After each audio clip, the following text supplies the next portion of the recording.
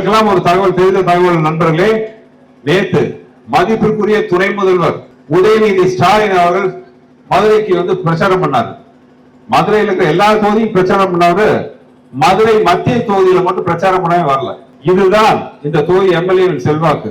அவர்கள் வருங்கால தலைவரே வந்து இவருக்காக பிரச்சாரம் பண்ண தயார் இல்லைன்னா இவருக்கு என்ன நாளைக்கு வந்து செல்வாக்கு இருக்கும், இவருக்கு என்ன நாளைக்கு அதிகாரம் இருக்கும் மதுரை மத்திய தொகுதிக்கு நல்லது போட்டிருக்கு. அதனால் புரட்சி தலைவி அம்மா சொன்னது போல நீங்கள் தான், மக்கள் தான் எங்களுக்கு எஜமானர், உங்களுக்கு யாரும் எஜமானர் இல்ல. அப்படி அந்த நினைப்பை விட்டுட்டு தாங்கள் மக்களுக்கு எஜமானர் நினைக்கிற சில பேர் வீட்டுக்கு அனுப்ப நேரம் வந்துருச்சு. அதை பண்ணக்கூடிய சக்தி, மாபெரும் சக்தி, மக்கள் சக்தி, மகேசன் சக்தின்னு சொல்ற மாதிரி உங்க கையில இருக்கு. வர 23ஆம் தேதி தேர்தல்ல உங்களுடைய கோபத்தை 10 வருடம் ஒரு நல்ல காரியம், ஒரு நல்ல திட்டத்தையும் நல்ல காரியமும் பண்ணாம ஒரு பதவியில் இருக்கிற ஒருத்தருக்கு எதிரான உங்க கோபத்தை உங்க ஒத்த வரல காட்டுங்க. உங்க ஓட்டை இரட்டை இலைக்கு கொடுங்க. மதுரையில் இருக்கிற குப்பைகளுக்கு குப்பை சொல்லுவோம், ஊழலுக்கு, எதேச்சகாரத்துக்கு, லஞ்சத்துக்கு எல்லாத்துக்கும் குப்பை சொல்லுவோம்.